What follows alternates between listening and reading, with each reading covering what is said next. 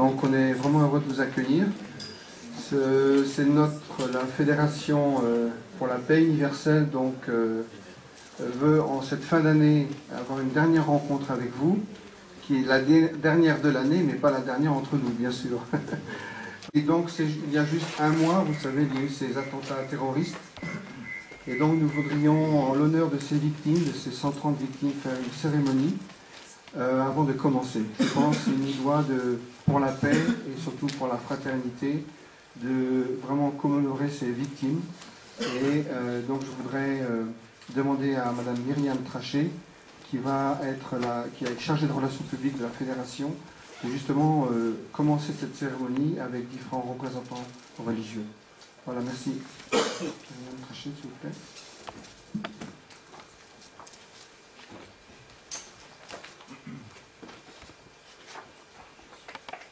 Chers amis, chers ambassadeurs de paix,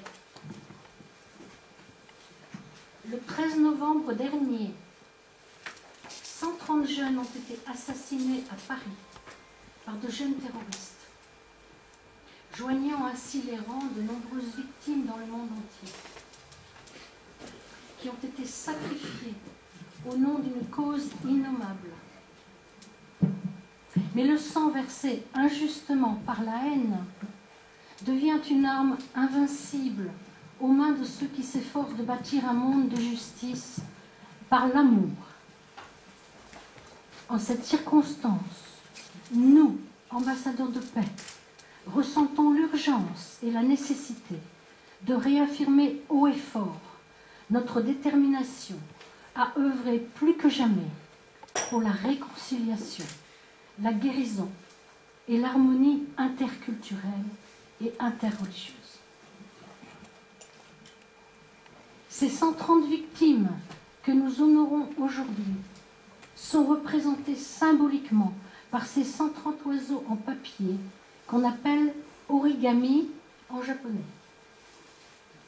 et qui symbolisent l'essor de l'âme vers le ciel et vers le monde du bien. Actualité de l'histoire qui ont enseigné à l'humanité les valeurs de l'amour, du sacrifice et du pardon, à venir allumer un cierge dont la flamme représente la lumière du vrai et la chaleur de l'amour. Pour marquer l'origine commune de toutes ces religions et leur destinée à former une seule famille humaine, chaque cierge sera allumé à partir d'une même bougie. En même temps, je lirai un passage des textes sacrés de chacune de ces religions que vous pourrez suivre à l'écran. J'appellerai aussi chaque représentant en suivant l'ordre chronologique d'apparition de sa religion. Auparavant, j'invite M. Jacques Marion, président de la Fédération pour la paix universelle en France, à venir allumer la bougie centrale.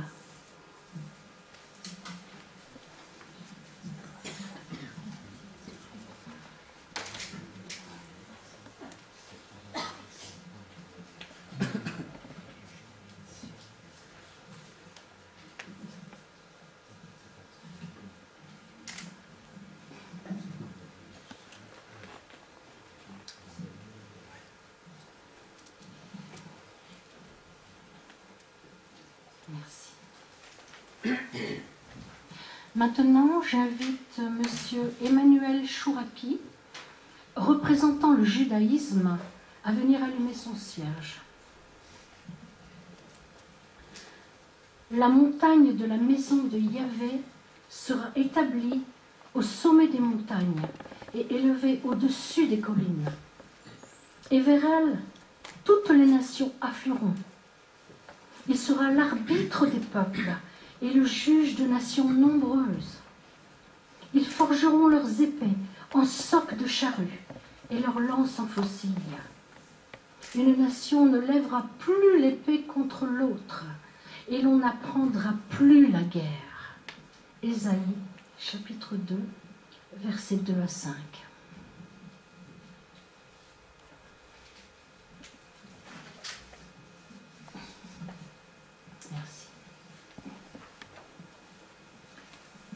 J'invite maintenant Monsieur Voravong, président de l'organisation laotienne pour la coopération, représentant le taoïsme, à venir allumer son cierge.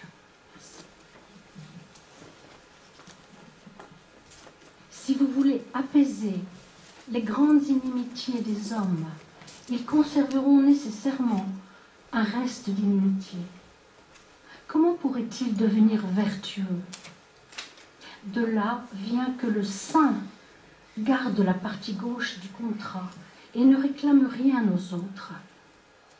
C'est pourquoi celui qui a de la vertu songe à donner. Celui qui est sans vertu songe à demander. Le ciel n'affectionne personne en particulier. Il donne constamment aux hommes vertueux.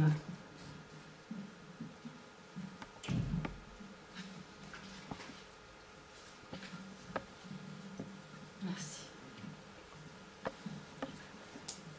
J'invite maintenant le vénérable Michel Tao Chan, président du Cercle de réflexion des nations, représentant le bouddhisme, à venir allumer son cierge. Il m'a maltraité, il m'a battu, il m'a vaincu, il m'a volé. La haine de ceux qui chérissent de telles pensées n'est pas apaisée. Il m'a maltraité, il m'a battu, il m'a vaincu, il m'a volé. La haine de ceux qui ne chérissent pas de telles pensées est apaisée. Jamais la haine n'éteint les haines en ce monde. Par l'amour seul, les haines sont éteintes. C'est une ancienne loi. Dhammapada, versets 3 à 5. Merci.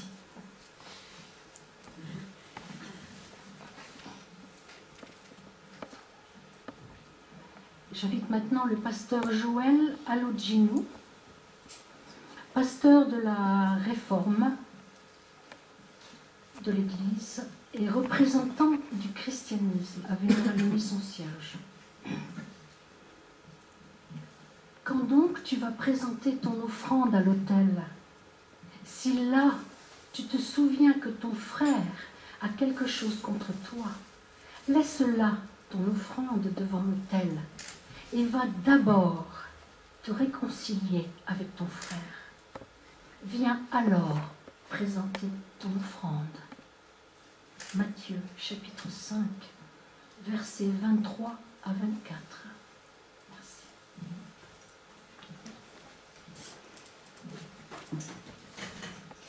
J'invite le Cheikh Abdelkader Achour, imam de la mosquée Omar à Paris, représentant l'islam, à venir allumer son cierge. La bonne action et la mauvaise ne sont pas pareilles. Repousse le mal par ce qui est meilleur. Et voilà que celui avec qui tu avais une animosité devient tel un ami chaleureux. Mais ce privilège n'est donné qu'à ceux qui endurent, et il n'est donné qu'aux possesseurs d'une grâce infinie. Coran, Sourate 41, versets 34 à 35. Merci.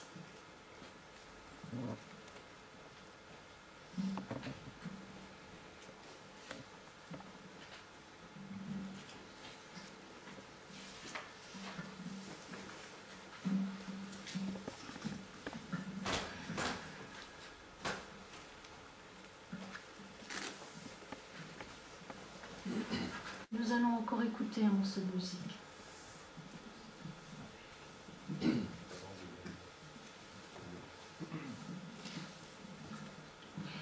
Le titre en est La danse des esprits bienheureux. Et merci à tous nos représentants d'avoir contribué à cette cérémonie significative.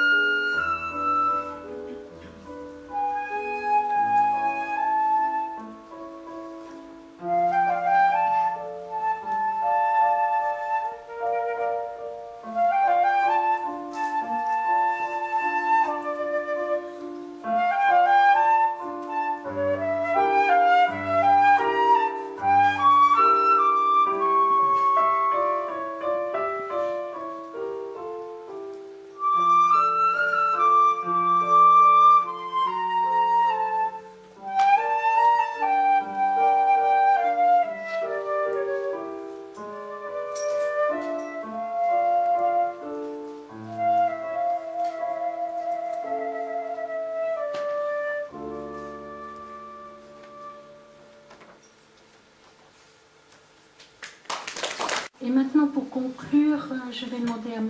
Emmanuel Chouraki, dont le père André Chouraki est connu pour avoir traduit la Bible et le Coran, de nous dire quelques mots sur l'œuvre de son père.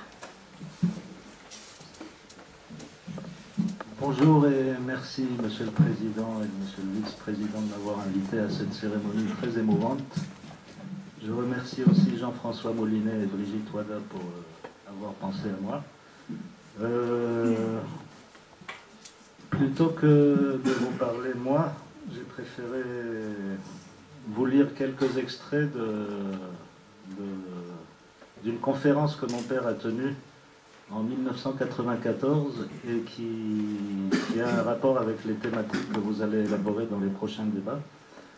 Pour ceux qui ne le connaissent pas, il est né en 1917 à Ain Temouchent en Algérie. Et très vite, il a vu, en côtoyant les chrétiens, les musulmans, les juifs, qu'il y a un problème de compréhension des textes. À l'âge de 7 ans, il a été pourchassé par des musulmans qui disaient Yahoud el-Kalb, chien de juif. Ça l'a rendu malade. Il avait la polio. C'est la première fois que quelque chose comme ça lui arrive. Et ensuite, il s'est trouvé pendant la guerre mondiale résistant à Chaumargé, à combattre le nazisme. Et une question il se demandait pourquoi on veut ma peau parce que je suis juif. C'était à mon avis le moteur qui a fait qu'il a continué après la guerre comme adjoint de René Cassin, qui était président de l'Alliance israélite universelle, avec qui il a collaboré à l'élaboration de la charte universelle des droits de l'homme. Ensuite, il était en Israël, il a fait son alia, il était adjoint, conseiller à Ben Gurion, adjoint au maire de Jérusalem. Et plus tard, une fois qu'il a eu la langue hébraïque bien maîtrisée, il a décidé de traduire la Bible. Il a traduit l'Ancien Testament, le Nouveau Testament et le Coran. Donc il a passé sa vie, c'est presque 90 ans. Il est décédé en 2007. Et il nous a laissé plus d'une centaine de livres et cette traduction des 3 textes fondateurs du monothéisme, qui est à mon sens la seule traduction qui cherche les liens entre les différentes spiritualités. Il a œuvré toute sa vie pour le rapprochement entre les religions, entre les cultures et entre les nations. Et puis moi j'essaye de continuer un peu ce chemin, ce qui n'est pas évident dans ce monde. Voilà, alors je demanderai à Madame Rachier de lire quelques extraits, parce que ma voix ne porte pas assez. Alors il y a un passage qui parle de ce que nous ont amené les textes sacrés de spiritualité. Le deuxième passage, c'est un petit passage qui parle de Dieu, ce que c'est Dieu. Et le troisième passage que j'ai choisi, c'est qu'est-ce qu'on en fait de tout ça.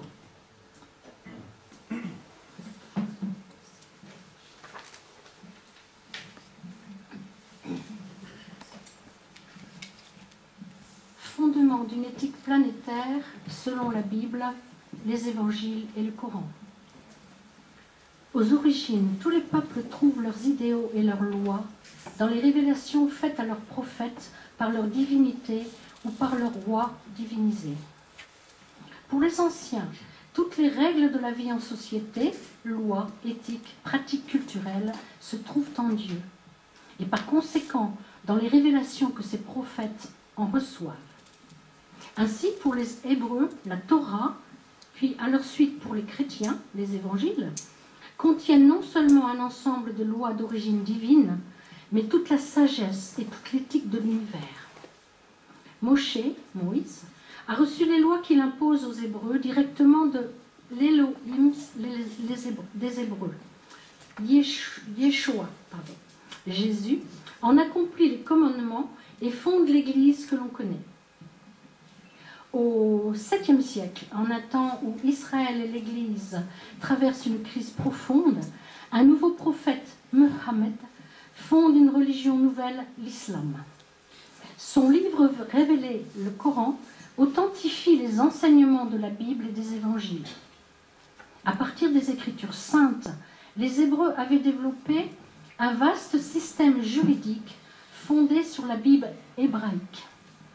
La Mishnah et le Talmud avec la Bible servent de source impérative à l'organisation et à la vie des Juifs de l'exil. Le droit canonique régit la vie des chrétiens. Il réglemente l'ensemble des dispositions juridiques de l'Église catholique et par extension celles qui régissent les autres confessions chrétiennes. En islam, le fiqh ou science du droit embrasse tout ce qui concerne l'élaboration, la justification et l'application de la loi par essence divine. Celle-ci a pour fondement immédiat la révélation faite à Muhammad par Allah, elle-même fondée sur la Torah de Moshe et l'évangile de Jésus.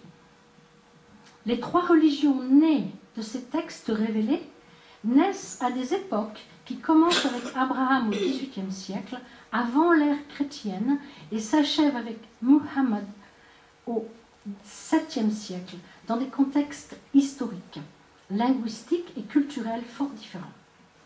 Elles développent des théologies qui, nées des mêmes textes, sont cependant souvent hostiles les unes aux autres. Les dimensions nouvelles du monde moderne obligent les religions à sortir de leur isolement. Elles se rencontrent dans tous les domaines de l'activité humaine, y compris sur les écrans de télévision qui délivrent indifféremment dans les foyers, entre autres messages, ceux de l'église, de la mosquée ou de la synagogue. Ces faits obligent les uns et les autres à faire retour à leur source.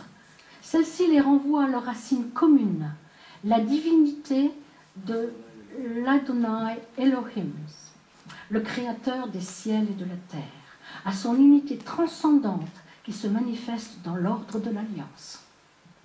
Ce que nous appelons de nos jours l'éthique planétaire se trouve pleinement exprimé dans les exigences de l'Alliance, que l'on retrouve identiquement dans les trois testaments.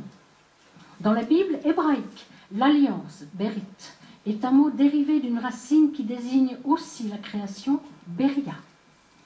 Le fait d'avoir un unique créateur fonde l'unité ontologique de la création entière, donc de l'humanité née d'un seul couple, Adam et Ève. La théologie et l'éthique nées de la révélation biblique se retrouvent dans des perspectives voisines, sinon identiques dans la Bible hébraïque, dans le Nouveau Testament et dans le Coran. L'unité d'Elohim, la création de l'univers, et la finalité de l'alliance universelle sont caractéristiques de la révélation biblique. Un petit mot sur Dieu.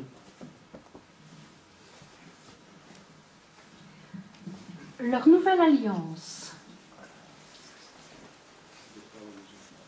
des trois religions pourrait réaliser les visions messianiques de leurs prophètes s'ils se réunissaient autour de la parfaite transcendance du Créateur pour le salut de la création, non pour le triomphe d'une religion, d'une théologie ou d'une philosophie sur les autres. Le caractère essentiel de YHVH, le Dieu de Moïse, de Jésus et de Mohammed, est sa transcendance. Il est un Elohim sans nom prononçable, sans forme discernable, pure puissance, unique en son essence créatrice d'être et de vie. Créateur de l'univers, et l'Elohim des Elohim, l'Adon des Adonim. Car la Bible, plutôt que de prétendre qu'il n'y a qu'un Dieu, constate que les Elohim sont un. Le nom d'Elohim, c'est un pluriel que les traductions de la Bible ont ignoré depuis que les Septante, plutôt que de transcrire, l'ont traduit par Kyrios Théos. Le nom de situe le Dieu de la Bible dans sa pure transcendance ontologique à la source de la création. YHVH est aussi l'Elohim des Elohims à la racine de leur unité universelle. En lui, être de tout être, se résume la vie et l'unité de toute conscience. Lui qui ne se trouve pas au fond des ciels, ni au bout de la terre, mais dans le cœur et sur la bouche de tout homme. La rencontre actuelle des trois religions abrahamiques contraint les élites pensantes à un examen de conscience renouvelé, sans précédent dans le passé du judaïsme, du christianisme et de l'islam.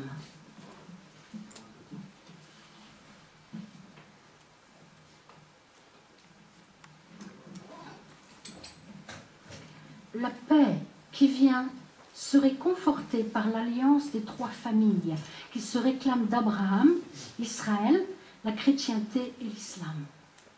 Elles doivent dépasser leurs querelles aux conséquences sanglantes, souvent criminelles, pour apprendre à vivre non seulement en descendants d'Abraham, mais en vrais frères. Leur réconciliation donnera naissance au regard nouveau qu'elles porteront les unes sur les autres. Un regard non plus hostile ou méfiant, mais vraiment fraternel, qui modifiera leur théologie. Au lieu d'une vaine rivalité, elles auront pour but d'être dignes de leur grand Dieu, de leur histoire et des buts qui leur sont assignés. Réaliser l'alliance des ciels et de la terre entre elles, ainsi que l'alliance de toutes les nations. Leur réconciliation autour de Jérusalem les conduira à ne plus lire la Torah sans comprendre aussi le Nouveau Testament et le Coran, à ne plus lire le Nouveau Testament sans connaître aussi la Torah et le Coran, à ne plus lire le Coran, qui d'ailleurs l'exige, sans comprendre également la Torah et les évangiles que le prophète Mohammed authentifie. Cette reconnaissance n'empêchera pas les uns et les autres de garder leur propre regard sur leurs écritures, désormais enrichies par la connaissance des autres traditions religieuses nées des fécondités de la Bible. Rabbins, prêtres et moines chrétiens seraient, avec les imams de l'islam, les meilleurs agents de cette révolution spirituelle. Les autorités religieuses des trois religions devrait sans plus tarder introduire l'enseignement des trois grands textes fondamentaux inspirés par la Bible, sans les dissocier ni les opposer. Quant aux gouvernements laïques, qui ne veulent rien entendre du passé religieux de l'humanité, sous la pression des faits, devraient introduire enfin les cultures nées de la Bible, des évangiles et du Coran dans le curriculum des écoles primaires, secondaires et supérieures. La paix sociale gagnerait à coup sûr, plus spécialement en France. Je continue. La reconnaissance des trois grandes traditions abrahamiques ferait découvrir aux uns et aux autres les racines orientales de leur révélation. Le monde dit monothéiste a beaucoup à se faire pardonner de son attitude vis-à-vis des peuples et des religions asiatiques et africaines. Relisez la Bible. Moïse se dresse contre Pharaon, mais il ne dit pas un seul mot contre les dieux de l'Égypte. Un beau midrash donne une leçon de tolérance à tous ceux qui se réclament de la révélation biblique. Moïse, après avoir reçu la révélation qu'il devait transmettre aux fils d'Israël, rencontre un Égyptien en adoration devant sa statue. Il l'admoneste ouvertement et brûle sa statue. Mais une voix se fait entendre des ciels. Moïse, tu n'as rien compris. Cet Égyptien, à travers sa statue, adore, sans le connaître, le Créateur des ciels et de la terre. Et la punition de son excès de zèle provoquera le bégaiement du plus grand des prophètes d'Israël.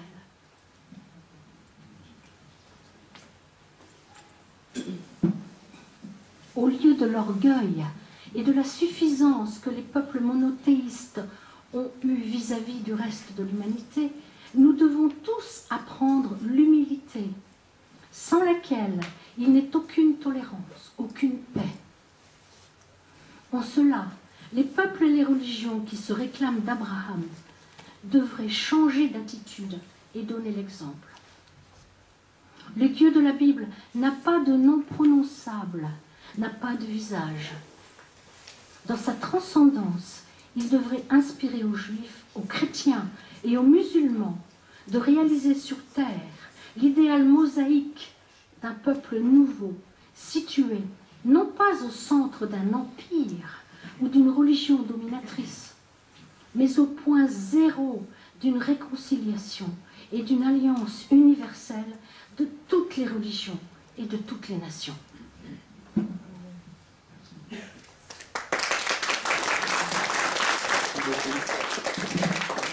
Il ne reste plus qu'à appliquer ce qu'on vient d'entendre. Merci pour ces belles paroles de sagesse. Je crois qu'on est tous d'accord sur cela. Donc merci aussi pour cette belle cérémonie et merci à nos deux représentants du Japon qui ont fait ces oiseaux avec beaucoup de pensée. Chaque oiseau représente une victime. Donc ils ont fait ça avec une pensée profonde pour chacune des victimes du terrorisme il y a un mois. Voilà, donc nous allons commencer notre échange, notre partage. Donc le thème, en fait, c'est relever les défis de la paix et du développement durable. Vous savez, la Fédération pour la paix universelle est une ONG avec le statut d'ECOSOC. Donc d'un côté, l'aspect interreligieux, interculturel, c'est très nécessaire d'avoir une conscience commune, comme on vient de lire les écrits de M. Chouraki. Et d'un autre côté, nous sommes aussi on coopère beaucoup avec les Nations Unies ou l'UNESCO dans les buts, vous voyez, de développement durable. Il y en a 17 qui sont retenus parmi tous ceux qu'il y a. Donc, vous voyez les petits dessins. Donc, si vous allez après lire, vous verrez, c'est contre la pauvreté, l'illettrisme, tout ça. Donc, nous voulons aussi aider les Nations Unies, l'UNESCO à accomplir ces buts globaux, qui sont pour toute la Terre. Donc c'est un peu le rôle des ONG. Donc voilà, nous avons aujourd'hui 3 sessions, donc une ce matin, qui parlera de la religion et de la politique, une convergence durable, une convergence pour une paix durable. Puis après le repas, nous aurons aussi à 14h une société globale, une communauté humaine, et finalement en 3e partie, les enjeux et les défis de l'énergie pour le développement durable. Donc nous voulons que, un peu comme les bougies l'ont représenté, avoir cette unité, et aussi comme la musique interprétée par nos jeunes qui apporte l'harmonie, nous voulons faire cette rencontre sur le scène de l'unité et de l'harmonie entre nous tous. Voilà, donc je vais introduire M. Jacques Marion, le président de la Fédération pour la paix universelle, à venir commencer la première session. Bonjour à tous et merci d'être venus. Je vais brièvement introduire notre session et vous parler un petit peu de la raison pour laquelle finalement nous avons organisé cette conférence avec vous. Nous vous convions en cette fin d'année qui a été à la fois lourde de sens sur le plan du terrorisme, mais en même temps avec l'espoir finalement et la vision de l'ONU dont a parlé Patrick, qui est de donner un but. Finalement, c'est remarquable qu'aujourd'hui, l'ONU, qui est une organisation mondiale, qui demande à tous les pays de se concentrer sur des buts communs, c'est quelque chose qui est vraiment de notre époque. Et en tant qu'organisation liée ou affiliée à l'ECOSOC, à l'ONU, pour nous, ce sera important de continuer à aller dans cette direction. Mais en réalité, je fais une petite réflexion sur les valeurs, parce que tout le monde sait que bien qu'on ait des organisations mondiales, bien qu'on ait aujourd'hui à Paris la COP21, le monde entier, en réalité, c'est pas si simple de pouvoir s'entendre, de pouvoir dépasser les idées différentes, les valeurs différentes. Alors je voudrais faire une petite réflexion justement sur cette question des valeurs. Alors j'ai dans le programme, vous le verrez, j'ai mis en exergue une citation de cet économiste, Monsieur Jacques Attali. Je ne sais pas si c'est un homme religieux ou pas, je ne le connais pas véritablement, il est très célèbre en tant qu'économiste. Mais il a dit quelque chose qui, je pense, est important et qui est un signe lorsqu'il dit que tout nous invite à penser que l'altruisme est la seule voie possible dès lors que toutes les autres nous mènent au chaos, c'est-à-dire à l'extinction des libertés individuelles.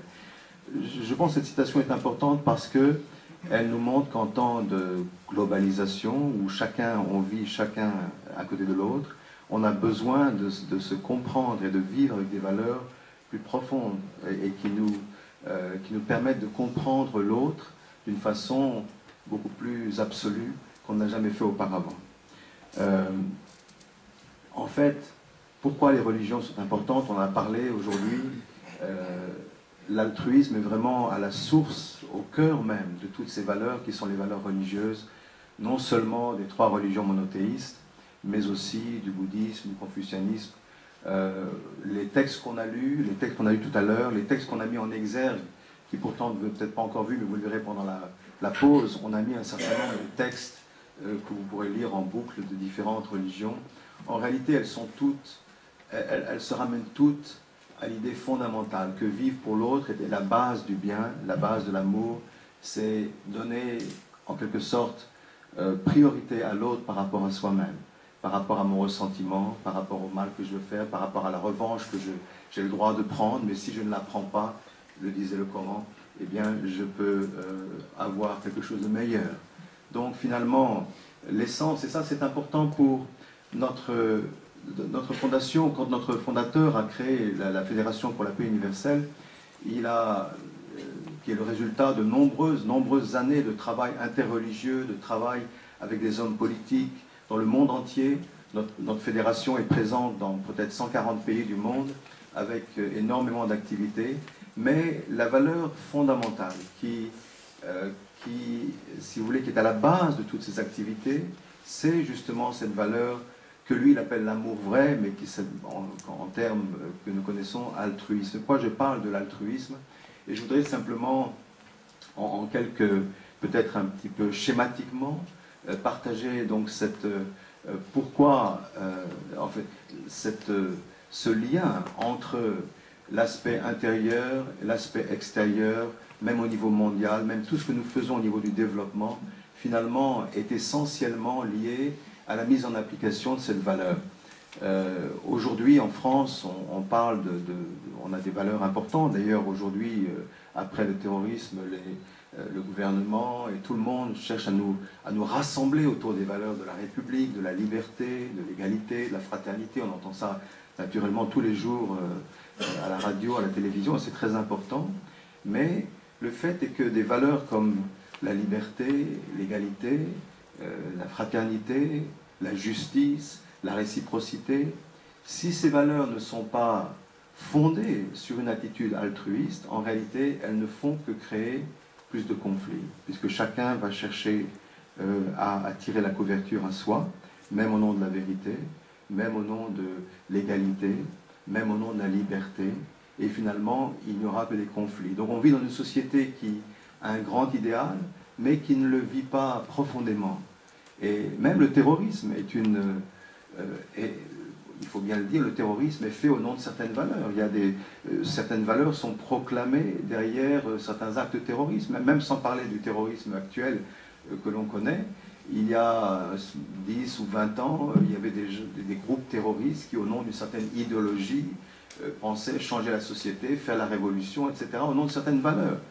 Or, si on met l'altruisme comme juge, si la valeur fondamentale reste la vie pour l'autre, alors le terrorisme est fondamentalement mauvais. C'est le mal absolu, parce que c'est détruire l'autre pour soi-même ou pour ses idées. Donc, revenir aux fondamentaux, comme on l'a lu dans le texte de M. Chouraki, qui parle de revenir à Dieu, pour la Fédération pour la paix, il est très important de travailler avec les religions et de mobiliser non seulement les religions, les familles, tous les aspects de la société, parce qu'il faut retourner à ce fondement de l'altruisme. Et c'est lorsque les religions dialoguent entre elles qu'elles peuvent finalement trouver ce qu'elles ont de commun. Et ce commun, c'est cette attitude de l'altruisme qu'on lit dans tous les textes, qu'on a lu dans tous les textes. Et l'éducation à l'altruisme, qui est l'éducation au niveau individuel, qui est l'éducation de l'unité entre l'esprit et le corps, eh bien, c'est l'éducation première que toutes les religions ont enseignée dans le monde entier. On peut dire que c'est l'essence même de la vie religieuse, et c'est l'essence même, finalement, de la vie quotidienne de chaque personne. Et donc au niveau individuel, mais au niveau familial, social, mondial également, centré sur l'idéal de la famille. C'est pourquoi nous insistons toujours beaucoup sur l'importance de la famille. C'est-à-dire que la famille, la société, la nation, la communauté humaine dont on va parler aujourd'hui, en fait, elles ont toutes leurs racines dans l'idée de la famille. Et c'est quelque chose, peut-être on en parlera un peu plus cet après-midi, mais je pense que c'est quelque chose qui est fondamentalement problématique dans notre société actuelle où l'individu est au centre, mais pas la famille. Or, c'est dans la famille que l'altruisme doit s'apprendre. C'est-à-dire que l'altruisme n'est pas une valeur du ciel simplement. En réalité, l'altruisme est sans doute l'essence du Créateur. La vie pour l'autre, l'amour de l'autre. C'est sans doute l'essence du Créateur. Mais pour nous, ce n'est pas simplement quelque chose qui est réservé aux saints, à Mère Teresa ou à des gens comme ça. C'est-à-dire que l'altruisme, et c'est pour ça qu'on a toujours beaucoup insisté sur les questions de la famille, parce que lorsque la famille est saine, eh bien, lorsqu'un enfant grandit dans sa famille, d'abord en tant qu'enfant, puis en tant que frère et sœur, puis en tant que mari et femme, et enfin en tant que parent, c'est une éducation à l'altruisme. Tout le monde sait, puisque tous ceux qui sont parents savent qu'il n'y a pas de cœur plus altruiste qu'un cœur parental pour ses enfants. Donc, si Dieu est altruiste, il nous a donné le cours d'éducation à l'altruisme de façon tout à fait naturelle dans la famille. Et c'est pourquoi, lorsqu'on ne protège pas la famille, lorsqu'on ne fait pas attention, ou lorsqu'on disloque la famille, ou eh bien, en réalité, c'est le potentiel de l'altruisme de la société qui est en train de se disperser, de se perdre. C'est pourquoi il nous semble très important de mobiliser les religions qui sont ensemble centrées sur l'idéal altruisme, et ensuite de mobiliser toutes les personnes qui sont concernées par la famille pour vraiment renouveler cet idéal dans la société humaine. Sinon, on ne pourra pas résoudre des problèmes, même ces buts que nous avons ici, ces 17 buts qui sont donnés jusqu'à 2030, ne pourront pas se réaliser. Et finalement, la troisième étape, c'est celle justement où la personne qui naît dans une famille heureuse, qui a un cœur altruiste, est capable de vivre avec son environnement, avec la création, avec la nature, et qui est capable de vivre, non pas de façon égoïste, à travers la pollution, etc., mais qui est capable de prendre soin de son environnement. C'est-à-dire qui est capable de pouvoir considérer chaque chose de l'univers comme une chose publique, non pas comme une chose privée. Et ça veut dire qu'il y a quelque chose qu'on doit revoir en réalité. C'est une transformation profonde de la conscience humaine, centrée sur l'idéal de la famille, centrée sur la relation avec les choses. Ce sont les choses qui sont en train de se discuter aujourd'hui à Paris et qui ont du mal à trouver une solution parce que finalement, l'égoïsme, en quelque sorte, n'est pas simplement au niveau individuel, il commence au niveau individuel et puis il se transmet au niveau de la société et au niveau de chaque nation qui met ses intérêts avant ceux du monde, etc. Tant qu'on n'aura pas profondément transformé la conscience humaine, eh bien, on ne pourra pas résoudre nos problèmes. Or, nous sommes, comme l'a dit Jacques Attali, à la veille d'un monde où la globalisation implique qu'on doit aller vers plus d'altruisme. Je pense dans ce sens-là, il avait tout à fait raison, et c'est pourquoi ces trois aspects sont devenus les trois, si vous voulez, les trois sessions que nous organisons aujourd'hui. La première centrée sur l'idéal religieux, interreligieux, et l'union entre le religieux et le temporel, si vous voulez, comment les leaders religieux peuvent influencer avec plus d'altruisme, des politiques plus altruistes de la part des politiciens. Ça, c'est très important. Et en même temps, au niveau de la famille humaine, comment dépasser les barrières que nous connaissons, et enfin, au niveau, bien sûr, de l'environnement dont nous parlons aujourd'hui. Donc, parler de la paix, de ce point de vue-là, de notre point de vue, c'est mettre l'altruisme au centre, c'est-à-dire cette idée de l'amour vrai. Pour nous qui croyons en un Dieu transcendant, l'essence même de ce Dieu, c'est l'altruisme qui est au sommet de toutes ces relations. Et c'est ça qui pourtant doit se transmettre aussi dans notre vie quotidienne, notamment à travers la famille. Je vais terminer en lisant un petit texte que je vous ai mis dans le programme. Le dernier, c'est notre fondateur qui a dit ceci: « Le temps de vivre pour soi est révolu, de même est révolu le temps de vivre pour la famille, la société ou le peuple. Le temps de vivre pour une nation particulière est également dépassé. Nous entrons dans l'ère de l'idéologie mondiale. Nous en sommes au stade où il faut adopter la philosophie de vivre pour le monde. Nous avons à trouver des individus susceptibles d'être aimés par le ciel, des familles, des peuples, des nations, un monde et un univers avec qui le ciel veut partager son cœur. » Voilà, je vous remercie. Accueillir maintenant le Cheikh Abdelkader Achour, donc qui est imam de la mosquée Omar dans le 11e, vous savez, où se sont passés justement des événements tragiques. Il va nous parler de l'être humain dans l'islam, s'il vous plaît.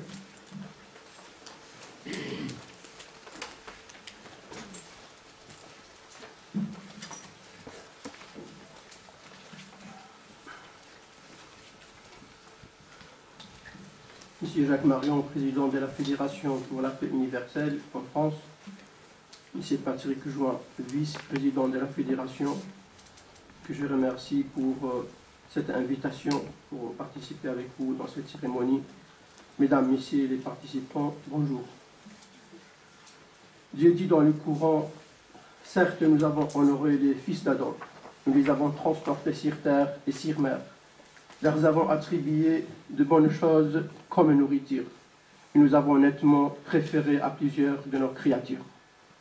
L'islam porte un regard global sur l'être humain. Peu importe sa couleur, son sexe ou sa religion, l'être humain est honoré. Que l'on soit croyant ou pas, on est tous transportés sur terre et sur mer. On jouit tous des excellentes nourritures. On est tous préférés à d'autres créatures. Ces principes expliquent le comportement exemplaire, unique, compatissant du prophète Mohammed. Les bénédictions soient sur lui face à ses détracteurs des versets du Coran, ainsi que des épisodes de la vie du prophète. Nous montrons qu'il n'est jamais offensé, opprimé, bafoué le droit de quiconque. Et comment le ferait-il alors que l'être humain est une créature honorée par Dieu? Dieu dit dans le Coran: n'est-il qu'en toute justice la vie qu'Allah a fait sacrée. Et celui qui fait ça, il aura beaucoup de péchés. Son châtiment serait redoublé. Il restera à l'enfer éternellement. Cet ordre est général. Il englobe les musulmans et les non-musulmans. La justice dans la loi musulmane est absolue. Elle interdit l'injustice dans toutes ses formes jusqu'au jour du jugement. Des versets et des hadiths, des paroles des prophètes, innombrables l'attestent. À propos du jugement, Dieu dit dans le Coran: au jour de la résurrection, nous placerons les balances exactes. Ni l'âme ne sera lésée en rien. Fils de poids d'un grain de moutarde qui nous feront venir. Ni l'âme ne sera lésée, quelle qu'elle soit croyante ou non, musulmane, juive ou chrétienne, ou de n'importe quel dogme. Le prophète Mohammed a dit: celui qui tue une personne qui a conclu un pacte avec les musulmans ne sentira pas l'odeur du paradis, alors que son odeur est sentie d'une distance équivalente à 40 années, rapporté par Bukhari. Le musulman est tenu de respecter les traités et de ne pas le violer, car cela engendrerait beaucoup de mal. Les non-musulmans n'auront plus confiance aux musulmans quand ils concluront des traités ou des engagements avec eux. Le noble compagnon Hudayfa ibn al-Yaman, le compagnon des prophètes, embrassa l'islam de même que son père. Il s'est rendu un jour à Médine, où il habite les prophètes. Lorsqu'ils furent arrêtés par le mécréant Qurayshite, ces derniers leur demandèrent s'il avait l'intention de rencontrer Mohammed, qui s'oriente pour rencontrer les mécréants dans une bataille, qui sont sortis pour les attaquer. C'est les mécréants qui sont sortis pour cette attaque. Ils répondirent qu'ils souhaitaient seulement se rendre à Médine. Les Qurayshites ne les laissèrent partir qu'après avoir obtenu d'eux la promesse de ne pas combattre aux côtés du prophète. Quand survint la bataille de Badr, il informe le prophète, le fils et son père, de leur engagement avec les polythéistes. Le prophète leur dit: ne prenez pas donc part. Nous respecterons le pacte conclu avec eux et nous solliciterons l'aide de Dieu contre eux. Le message de Dieu et les caractères nobles de l'âme. Abdurrahman ibn Abu Layla a dit: Sahel bin Hunayf et Qais bin Sa'd, deux compagnons, étaient un jour assis à Al-Qadisiyah, un endroit en Irak, après que les musulmans se sont y installés. Lorsqu'un convoi funèbre vint à passer près d'eux, comme ils s'étaient levés, on leur dit: c'est le convoi d'un homme de pays, c'est-à-dire un tributaire. Le prophète, répondiront-ils, s'éleva un jour devant un convoi funèbre, comme on lui faisait remarquer que c'était d'un juif. Il répliqua: n'est-ce donc pas une âme? Telle est la vision de l'islam à l'égard de l'âme humaine. Le prophète a inculqué aux musulmans le respect, la miséricorde envers l'âme humaine, quelle qu'elle soit. Cette vision était ancrée dans le cœur des compagnons et des musulmans après eux. C'est également ce qui poussait Qais bin Sa'd et Sahel ibn Hunayf de s'élever au passage du convoi funèbre d'un zoroastrien adorateur de fées.